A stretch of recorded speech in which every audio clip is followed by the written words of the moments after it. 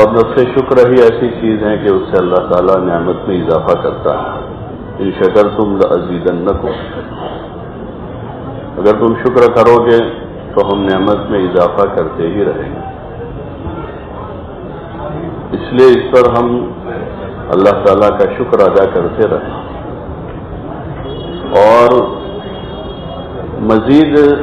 اس کی توفیق ہو، اس کے اسباب تلاش کرتے رہیں کہ اللہ تعالیٰ مزید اس کا موقع ہمیں عطا فرمائے. دنیاوی منافع کے خاطر آدمی کی ہر وقت یہی تمنا ہوتی ہے، یہی طلب ہوتی ہے کہ اور زیادہ کا اس کو موقع ملے. آدمی بیماری میں بھی، بڑھاپے میں بھی، زندگی کے آخری سانس تک اس نفع کی شکل کے ساتھ لگا رہتا ہے، چاہے دکان تجارت ہو، زمین جاگیر ہو، حکومت ریاست ہو، جس سے اس کو نفع کی امید ہے. تو آدمی مزید اپنی جان، مال، جذبات، صلاحیتوں کو اس پر لگاتا ہے اور اپنی پوری طاقت اس پر جھونک دیتا ہے اور اس کے اچھے نتائج کا وہ منتظر ہوتا ہے کہ مزید اس سے اچھے نتیجے ملتے رہے. تو ہمیں ایسا مبارک میدان ملا ہے جہاں پر انبیاء علیہ الصلوۃ والسلام نے اپنی جان، مال، اپنی توانائیوں کو لگایا ہے اور حضرات صحابہ اکرام رضوان اللہ تعالی علیہ اجمعین نے اپنی جان، مال کو، اپنی صلاحیتوں کو لگایا. اور ہر زمانے میں اللہ کے نیک بندوں نے، علماء نے، فقہاء نے، صلحاء نے اپنی جان، مال، اپنی توانائیوں کو دین کے خاطر لگایا اور آخر تک وہ لگاتے ہی رہے اس حال میں کہ وہ دنیا سے چلے گئے. اس مبارک محنت کا ہدف بھی وہی ہے کہ ہر مسلمان، مرد بھی اور عورتیں بھی، اپنا دین سیکھنے کے خاطر اس محنت میں لگے. اس لیے بہت سے لوگوں نے اس کو چلتے پھرتے مدرسے سے تعبیر کیا کہ چلتا پھرتا مدرسہ ہے، اور حقیقت بھی ہے. لاکھوں لوگ ایسے ملیں گے جنہوں نے چلتے پھرتے کلمہ سیکھا، نماز سیکھی اور بنیادی ضروری دین کی باتیں انہوں نے راہ خدا میں نکل کر سیکھی. پھر اپنی دین کی جو مزید طلب تھی ان کے اندر، وہ انہوں نے مختلف راستوں سے اپنا علم حاصل کیا. تو بنیادی طور پر دین کا شوق پیدا کرنا اور ضروری دین کی بنیادی چیزوں کا سیکھنا سکھانا، جو ہمارے خروج کے زمانے کے اعمال میں سے، بنیادی اعمال میں سے کہ جو ضروری بنیادی چیزیں، کلمہ صحیح کرنا، نماز صحیح کرنا، نماز کے فرائض ہیں، اس کی سنتیں ہیں، کھانے سونے کا صحیح طریقہ ہے، ملنے جلنے کا صحیح طریقہ ہے، رہنے سہنے کا جو طریقہ ہے، جس کی عملی مشق ہے خروج میں. اور وہی پہلا مقصد ہے کہ ہر نکلنے والا مرد ہو یا عورت ہے، وہ اپنی ذات سے اپنے دین پر چلنا سیکھے اور پوری امت دین پر چلنے والی بنے، اس کے لیے محنت ہے. ایک رخ مردوں کا ہے کہ اس میں خروج زیادہ ہے، 4 مہینے ہیں، چلے ہیں، ہر مہینے 3 دن ہیں، روزانہ ان کو ملاقاتوں میں جانا ہے، ہر ہفتے ان کو پہلا گشت کرنا ہے، دوسرا گشت ہے. تو اس میں یہ گھر سے نکلنا ہی نکلنا ہے اور چلنا پھرنا ہے، اپنے محلوں میں، گلیوں میں، دیہاتوں میں جانا ہے. اور دین جو ہے جیسے مردوں پر ہے ایسے عورتوں پر بھی ہے، لیکن عورتوں کے لیے اصلاً جو ہے وہ قرار ہے. عورتوں کے لیے جو ہے اصل ہے وہ قرار ہے. قرن فی بیوتکن ولا تبرجن تبرج الجاہلیۃ الاولی، عورتوں سے کہا کہ اپنے گھروں میں قرار پکڑی رہے اور جیسے دور جاہلیت میں نکلا کرتی تھی، یعنی کوئی گواہی شرائط ہی نہیں تھے نکلنے کے، نہ پردہ تھا، نہ حیا ہے، کچھ بھی نہیں. اپنی مرضی سے وہ اپنے محلے میں ہے، اپنے بازار میں ہے، کہیں بھی چلی جاتی تھی. تو اس طرح نہ نکلا کرے. اب تمہارے نکلنے کے کچھ شرطیں ہیں، ان شرطوں کے ساتھ وہ نکلے گی اپنے گھر سے بھی. تو وہ جیسے جیسے پھر دین آتا گیا، عورتوں میں وہ سمجھ بڑھی، اور جب تک پردے کی آیتیں نازل ہو گئی تو پردہ کی آیتیں نازل ہونے کے بعد اب عورتیں جو ہیں، چونکہ وہ قرن اول ہیں، حضور صلی اللہ علیہ وسلم کا دور ہے، جن عورتوں نے اسلام قبول کیا تھا، اپنے دین کے خاطر، ایمان کے خاطر بڑی مشقتیں برداشت کی تھی، جس کا تذکرہ حضرت شیخ نے کچھ اپنے رسالے میں حکایت صحابہ میں چند واقعات نمونے کے طور پر پیش کیے ہیں، باقی ان کی قربانیوں کے واقعات سیرت اور تاریخ کی کتابوں میں ہیں۔ ان عورتوں پر وہ آیتیں اس وقت نازل ہو رہی ہیں۔ فیض عائشہ فرما رہے کہ رات میں آیتیں نازل ہوئی، صبح کوئی عورت بے پردہ نہیں، دین پر چلنے کا ایسا مزاج بنا تھا، ایسا ذوق تھا، ایسی طلب، تو صبح ہوتے ہوتے پردہ پورے مدینے میں پھیل گیا، اور عورتیں صبح کو جب نکلی اپنے گھروں سے تو وہ باپردہ نہیں، اور دین کی اچھی سچی طلب تھی، نماز میں اعمال میں کوتاہی نہیں تھی، بلکہ وہ دین سیکھنے کی تعلیم تھی تو روزانہ اپنے مردوں سے اپنا دین لیتی تھی، مردوں میں بھی فکر تھا تو وہ ان کو دین دیتے تھے، اور یہ ذمہ داری اصلاً گھر کے مردوں کی ہے۔ قُوا أَنفُسَكُمْ وَأَهْلِيكُمْ نَارًا، ایمان والوں سے کہا کہ اپنے آپ کو، اپنے گھر والوں کو جہنم کے عذاب سے بچاؤ۔ حضرت علی رضی اللہ تعالیٰ عنہ فرماتے ہیں، یعنی اس کا کیا مطلب جہنم کے عذاب سے بچانے؟ اس کا مطلب یہ ہے کہ ان کو دین سکھاؤ۔ یہ اصلاً ذمہ داری گھر کے مردوں کی ہے کہ اپنی بیوی کو بھی اور بچوں کو بھی دین سکھاؤ، ان کو توحید سکھاویں، رسالت کا علم دیں، عقائد کا بنیادی علم سکھاویں، عبادات کا علم سکھاویں، معاملات و معاشرت کا، اور پوری زندگی سے متعلق جو مسائل ہیں وہ گھر کے مردوں کے ذمے ہیں کہ اپنی عورتوں اور بچوں کو سکھاوے۔ جیسے ان کے نفقے سے متعلق جو ضروریات ہیں شریعت نے پابند کیا مردوں کو اور واجب قرار دیا ہے، بیوی بچوں کا نفقہ جو ہے گھر کے مردوں کے ذمے واجب ہے، اور نفقے کی جو ضروریات جو خود کھاتا ہے، روٹی سالن چاول دال جو کھاتا ان کو بھی کھلا، جیسا کپڑا وہ خود پہن رہا ہے اس حیثیت کا کپڑا ان کو بھی پہنا، جس گھر میں وہ رہ رہے ہیں ایسے ہی گھر میں ان کو رکھیں، وہ ان کا واجب حق ہے۔ تو ہر آدمی اس کی کوشش کرتا ہے،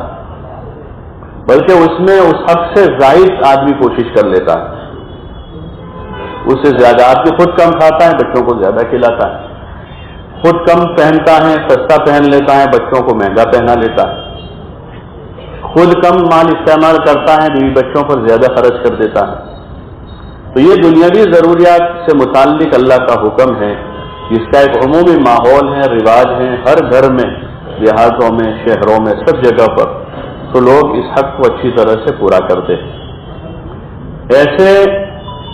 ہر مرد کے ذمے اپنی بیوی بچوں کو دین سکھانا یہ بنیادی حق ہے، اور اس کا سوال ہوگا۔ کلکم راع وکلکم مسئول عن رعیتہ، حدیث پاک میں ہے، آپ علیہ السلام نے فرمایا کہ تم میں سے ہر شخص ذمہ دار ہے، راعی اور نگران ہے، اور ہر ایک سے اپنی ذمہ داری کا سوال ہوگا۔ تو جو سوال ہے وہ اصل یہ ہے، اللہ نے جتنی ذمہ داری دی ہے اتنا وہ سوال کرے گا، اتنا پوچھے گا۔ جس بے نماز روزے کی ذمہ داری دی ہے تو اس کا سوال ہوگا، حدیث میں آتا ہے سب سے پہلا حساب نماز کا ہوگا۔ ایسے اوروں سے متعلق جو ہماری بنیادی ذمہ داری ہے وہ اپنے بیوی بچوں کی ہے، جس کا ہم سے سوال ہوگا، کتنا ان کو دین سکھایا، اس کے لیے کتنی کوشش کی، اور پھر ان کو دین سیکھنے کا طریقہ سمجھایا، اور آپ علیہ السلام نے عملاً بتایا کہ ان کو دین سیکھنے سکھانے کا کیا طریقہ ہے۔ آپ صلی اللہ علیہ وسلم نے ازواج مطہرات کو دین دیا، حالانکہ آپ بہت مصروف مشغول تھے، لیکن ازواج مطہرات کو آپ نے پورا سکھایا، اور آپ نے آپ سے متعلق جو گھر کے افراد تھے ان کو سکھایا، اپنے نواسوں کی آپ نے تربیت فرمائی، اور آپ کے قرب و جوار جو لوگ رہے ان تک آپ نے بات پہنچائی، صرف پہنچائی نہیں، ان کو عملاً کر کے بتایا اور سکھایا، اور اس میں کہیں بھی زیادہ مار دھاڑ کا کوئی تذکرہ نہیں آپ کے سیکھنے سکھانے میں، گالی گلوچ کا کوئی تذکرہ نہیں، بلکہ عائشہ رضی اللہ عنہا فرما رہی ہے کان ضحاکا بساما، کہ آپ صلی اللہ علیہ وسلم ہمیشہ خوش و خرم مسکراتے ہوئے ہوتے تھے۔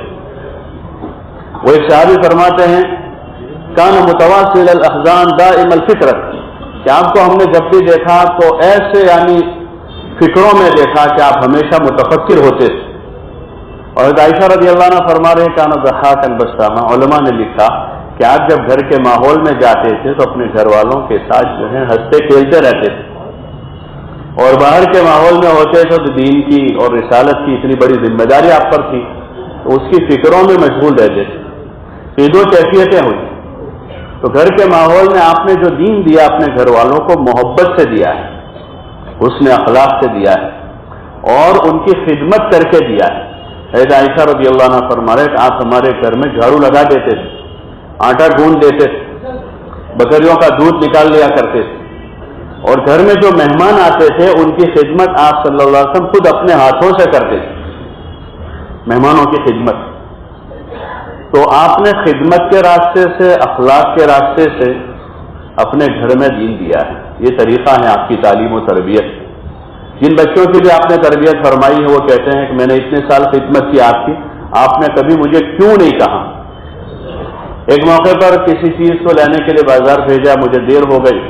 تو آپ تلاش کرتے کرتے کرتے کرتے پہنچ گئے میں جہاں تھا. کچھ بچے کھیل رہے تھے تو میں تماشائی بن کر وہاں دیکھ رہا تھا. آپ صلی اللہ علیہ وسلم پیچھے سے آیا اور اس طرح پیچھے سے میرے دونوں کانوں پر ہاتھ رکھ دیا, جیسے بچے کھیلتے وہ پوچھ رہے ہیں کہ کون ہوں میں. یعنی یہاں انہوں نے کام میں تاخیر کی ہے تو اس پر کوئی ڈانٹ ٹپٹ نہیں. تو اصل بنیادی چیز یہ ہے اپنے گھر پر محنت کا جو طریقہ ہے کہ اپنے بیوی بچوں کو دین سکھایا جائے محبت کے ساتھ, مسکراتے ہوئے, حسن اخلاق سے, اور اچھی ان کی خدمت کے ساتھ.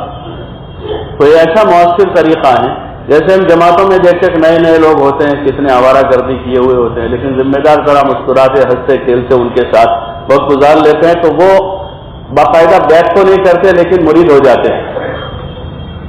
اور زندگی بھر وہ یاد کرتے ہیں ہمارے امیر صاحب, ہمارے امیر صاحب, ہم تو جاہل تھے انہوں نے کلمہ پڑھنا سکھایا,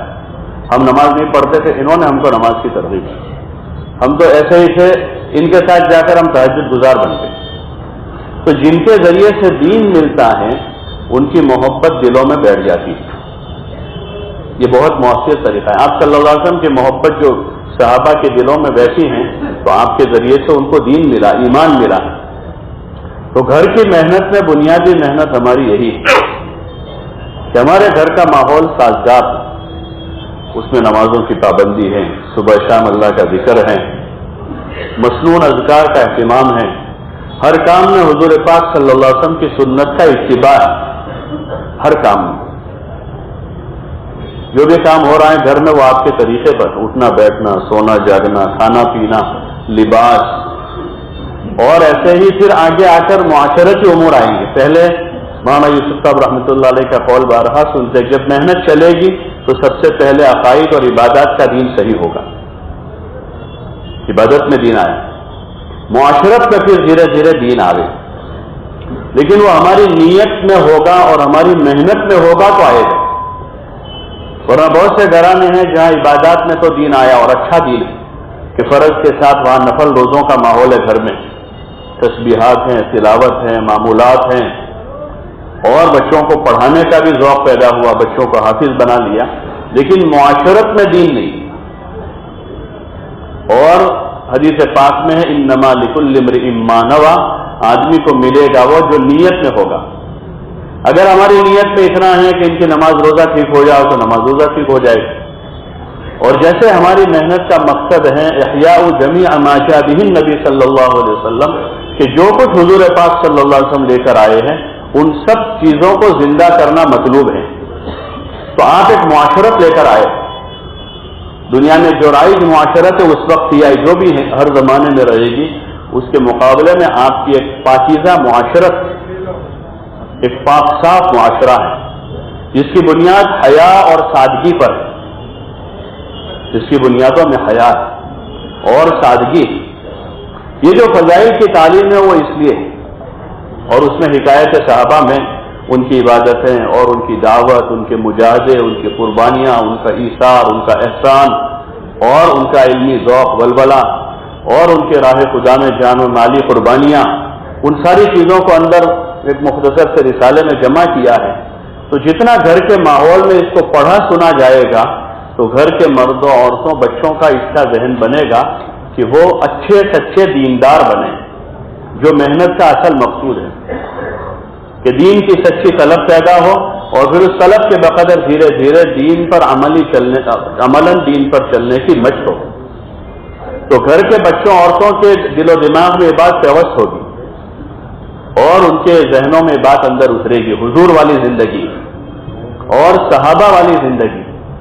کوئی مشکل کام نہیں ہے، سب سے آسان زندگی وہ ہے۔ اس وقت بہت سے لوگ کہتے ہیں کہ وہ 1500 سال پرانی زندگی ہے، اب حالات بدلے ہوئے ہیں اور اب کے جذبات الگ ہیں اور چاہتیں مختلف ہیں۔ ایسا نہیں، اللہ تعالیٰ نے ایسا دین اتارا ہے جو قیامت تک لوگوں کے لیے مناسب ہے، اور آپ علیہ السلام کا طریقہ ایسا ہے جو قیامت تک آنے والوں کے لیے۔ اس لیے جہاں دین کی محنت کی صحیح شکل وجود میں آئی، مستورات میں محنت کی صحیح شکل وجود میں آئی، تو وہاں آج اس دور میں بھی وہی سادگی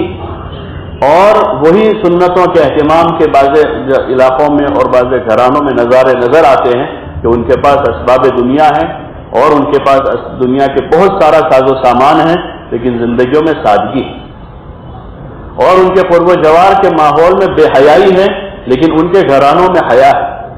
بلکہ جہاں پہلے پردے کا کوئی تصور ہی نہیں تھا، پردے کا کوئی تصور نہیں تھا، وہاں پردہ زندہ ہو رہا۔ اس لیے بنیادی جو عمل ہے مستورات کے کام کا، وہ گھر کی تعلیم کہ گھروں میں تعلیم کا مضبوط نظام۔ صرف وظیفے کے طور پر ایک دو صفحے پڑھ لینے کا نام تعلیم نہیں ہے،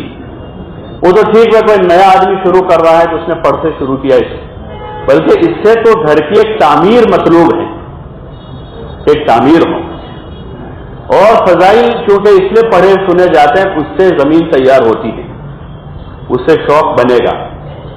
اندر ذوق پیدا ہوگا۔ اب جب فضائل پڑھ سن کر شوق پیدا ہوا ہے تو ان کو قرآن سیکھنے کا جذبہ پیدا ہوگا، تو ان کو قرآن کے سیکھنے سکھانے کا نظام کرنا ہوگا،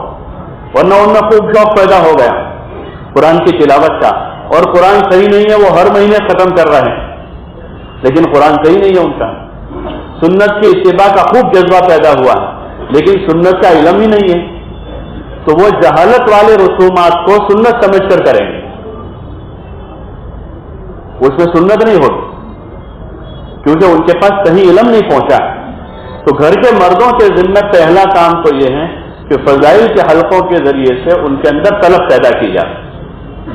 اور جیسے جیسے طلب پیدا ہوتی جائے ایسے ان کو دین سیکھتے سکھاتے جائے۔ چھوٹے بچے ہیں تو ان کے لیے مکاتب کا نظام ہوتا ہے اکثر، تو ان کے لیے وہ نظام کرے تاکہ وہ جا کر اطمینان سے اچھا قرآن پڑھے، اس لیے کہ بڑوں میں بھی کم وہ ہیں کہ جن کا قرآن صحیح ہے، مخارج صحیح ترتیل کے ساتھ، اور اس کا بدل ہمارے زمانے میں ہے کہ مکاتب کی شکل قائم ہے۔ اصل تو والدین کے ذمہ تھا، لیکن چونکہ وہیں پورے طور پر وہ صحت نہیں ہے، اگر گھر میں ان کو مل جاتا ہے تو کوئی حرج نہیں ہے، لیکن عموماً نہیں ہو پاتا ہے، تو اس لیے اپنے بچوں کی تعلیم تربیت کے واسطے مکاتب کا نظام ہے، اس کو اہمیت دی جائے۔ جیسے میتھ سائنس کے سبجیکٹ کو اہمیت دی جاتی ہے، تو 2-2 گھنٹے ایک سبجیکٹ کے لیے فارغ کرواتے ان کو، اور ایک ہدف ہوتا ہے کہ اس بچے کو وہاں تک پہنچانا ہے۔ ایسے ان بچوں کو جو ہے مکاتب میں بھیج کر ان کے قرآن کی تصحیح کی جاوے، اور جو بنیادی ضروری اعمال وہاں پر سکھائے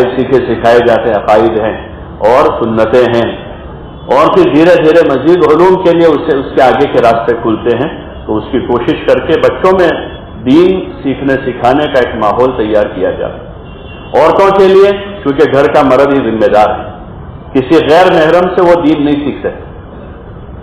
کسی غیر محرم سے۔ خود نبی کریم صلی اللہ علیہ وسلم کو بھی اپنی امت کی خواتین سے پردہ کروایا، اور ازواج مطہرات جو امت کی مائیں ہیں ان کو بھی امت کے مردوں سے پردہ کروایا، حالانکہ وہ مائیں ہیں امت کی، لیکن پردہ اتنا بڑا حکم ہے اسلام میں۔ مردوں کے ذمہ کہ ان کے باقی کے دین کی فکر کریں اور اپنے گھر کے ماحول میں ان کو دین سکھائیں، جو اپنے گھر کے ماحول میں ان کی نماز صحیح ہو جائے، ان کے اعمال صحیح ہو، ان کے اخلاق صحیح ہو۔ اور باقی پھر ہمارے بزرگوں نے جیسے ایک نظام قائم کیا کہ عورتوں میں بھی دین کی سچی طلب پیدا ہو، اور عورتوں میں بھی دین سیکھنے کا ایک عملاً ماحول بنے، اس کے لیے ان کو جو شریعت کے قواعد شرائط ہیں اس کے دائرے میں رہ کر ان کو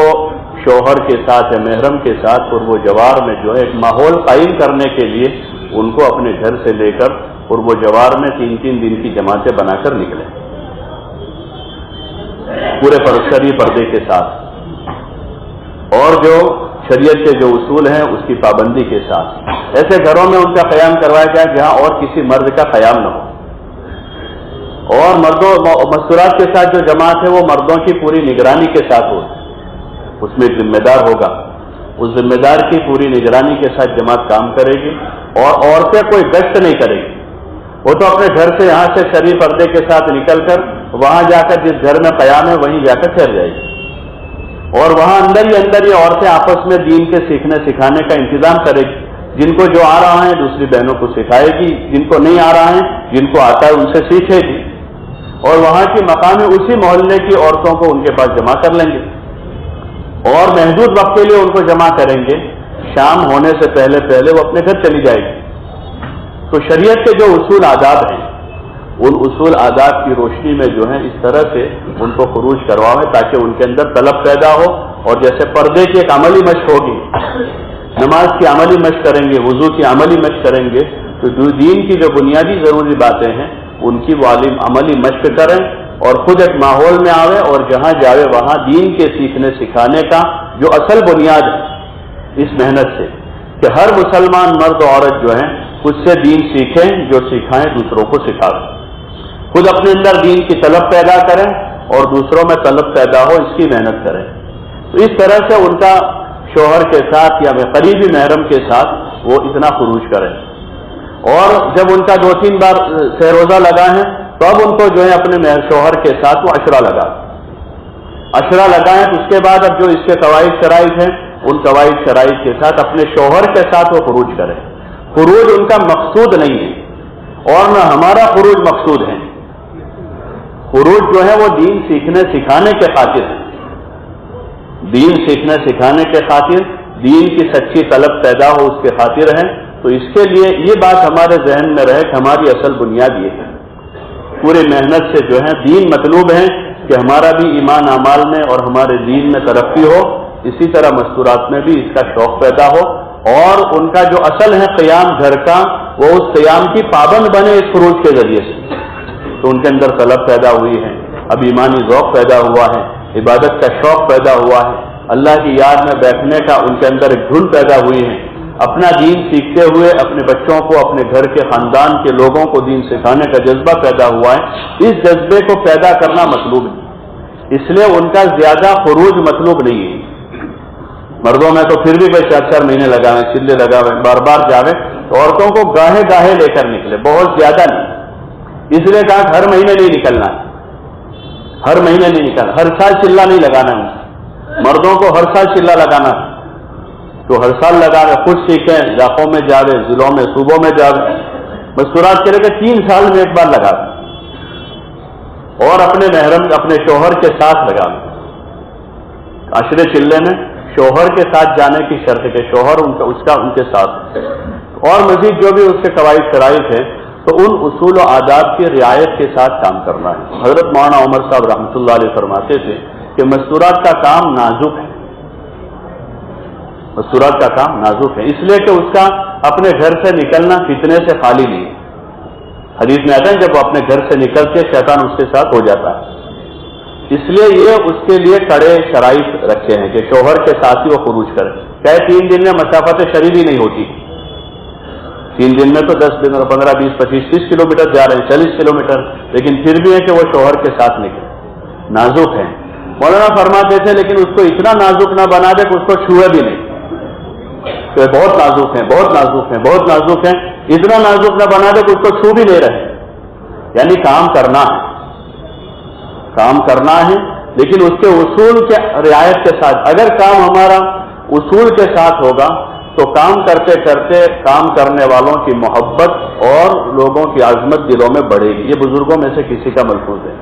कि अगर काम जो है उसूल के साथ होगा तो काम करने वालों की मोहब्बत लोगों के दिलों में बढ़ेगी, और अगर काम में बेउसूलियां होगी तो काम करने वालों की मोहब्बत लोगों के दिल में नहीं बढ़ेगी। ये पैमाना है हमारा,